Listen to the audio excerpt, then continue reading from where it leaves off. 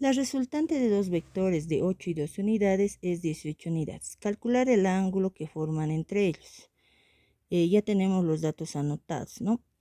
En este caso, el ejercicio viene con ese gráfico de referencia donde podemos identificar que ya se ha hallado el módulo de la resultante, que sería estos 18 unidades, ¿no? La resultante de sumar el vector de 8 unidades y el vector de 12 unidades. Lo que tenemos que encontrar, dice, es el valor del ángulo que forman entre ellos, es decir, el ángulo alfa, este que estoy marcando ahora. Y ya está como dato ahí puesto en forma de incógnita. Ya. En este caso nos vamos a basar para resolver el ejercicio en el gráfico que tenemos de referencia, ¿ya? Y vamos a identificar al triángulo que vamos a usar como referencia.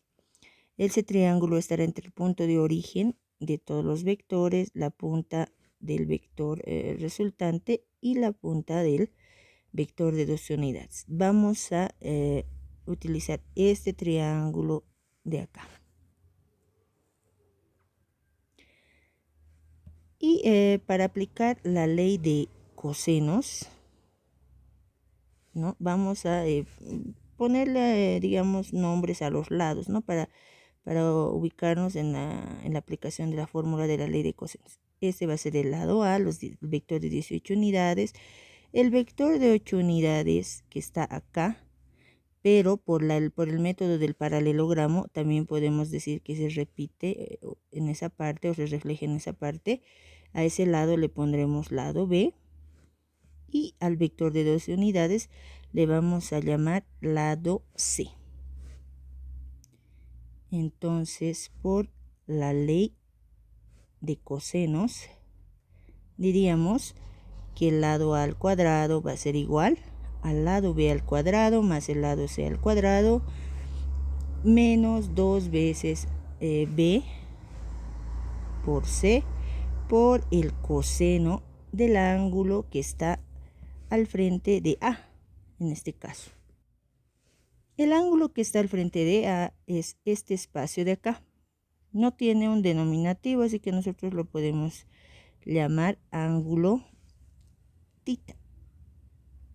¿Ya? Eso sería lo que corresponde si aplicamos la ley de cosenos de esta forma, ¿no? Ahora, analizando el gráfico y recordando lo que indica el método del paralelogramo, sabemos que el ángulo alfa, que está en esta parte, si hemos trazado bien el gráfico, ese ángulo alfa tiene que repetirse también en esta parte de acá, ¿no? Tiene que repetirse en este espacio, entre la línea paralela al vector de 8 unidades y la horizontal. Si analizamos esta situación, vamos a darnos cuenta de lo siguiente. El ángulo alfa que está aquí es el ángulo suplementario de este espacio de acá, del ángulo tita, ¿no? Entonces, nosotros hemos aprendido a manejar la ley de cosenos con el signo menos y con el ángulo, en este caso sería tita, ¿no? El que le corresponde como al ángulo que está al frente del lado A que estamos calculando. Pero si no conocemos este valor, que tendría que venir aquí, podemos hacer lo siguiente. En vez de signo positivo, en esta parte, en vez de signo negativo, perdón, en esta parte, podemos usar el signo positivo. Podemos cambiar el signo de signo negativo a positivo y gracias a ese cambio, en vez de usar el ángulo tita, podemos usar el ángulo suplementario al ángulo tita, que en este caso vendría a ser el ángulo alfa. Entonces, este es un dato importante, ¿no? Para resolver este tipo de ejercicios. Repito, lo que hemos aprendido es que para calcular el lado A, que equivale a esta parte del triángulo, en la ley de cosenos hay que usar el ángulo del frente, es decir, el ángulo opuesto a A, que en este caso sería el ángulo tita, ¿verdad? Eso siempre y cuando respetemos el signo menos que había aquí. Pero si no conocemos el valor del ángulo del frente, en este caso el ángulo θ, dice la teoría que podemos cambiar el signo en esta parte. En vez de menos, usar el signo positivo aquí, y gracias a ese cambio de signo, en esta parte, en vez de usar el ángulo θ, utilizaríamos el ángulo su ángulo suplementario, que vendría a ser el ángulo alfa. Por eso está anotado aquí alfa.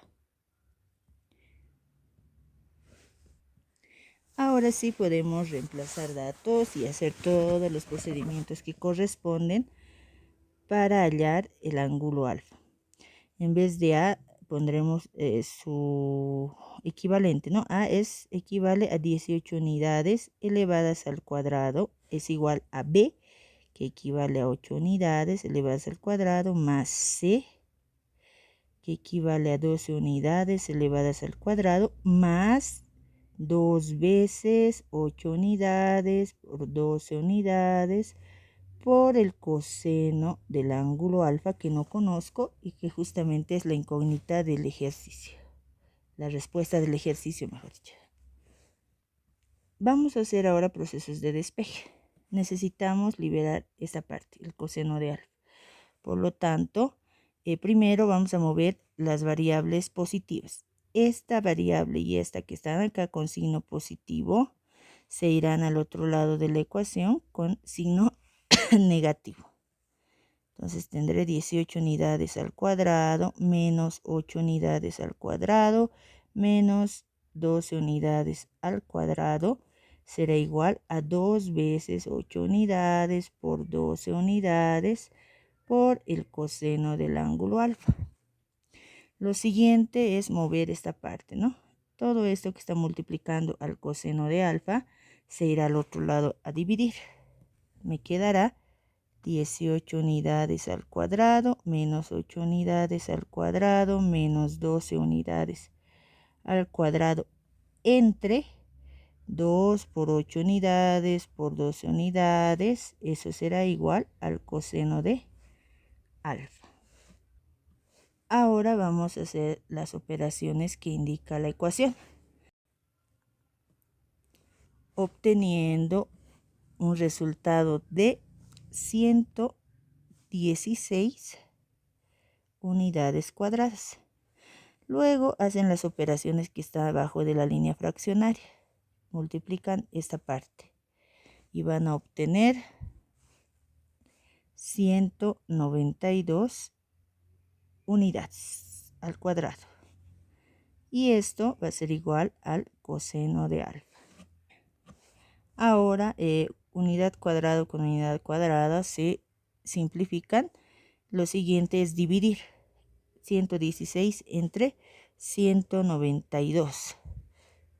En esa operación obtendrán 0,6 y eso lo van a igualar al coseno del ángulo alfa. Como mi objetivo es averiguar el valor de alfa, el coseno se irá al otro lado de la ecuación con su función en forma de su función inversa, ¿no? Es decir, coseno a la menos 1 de 0,6 y eso va a ser igual al ángulo alfa. Si hacemos la operación en la calculadora, obtendremos que el ángulo alfa equivale a 53,13 grados. Esa sería la respuesta.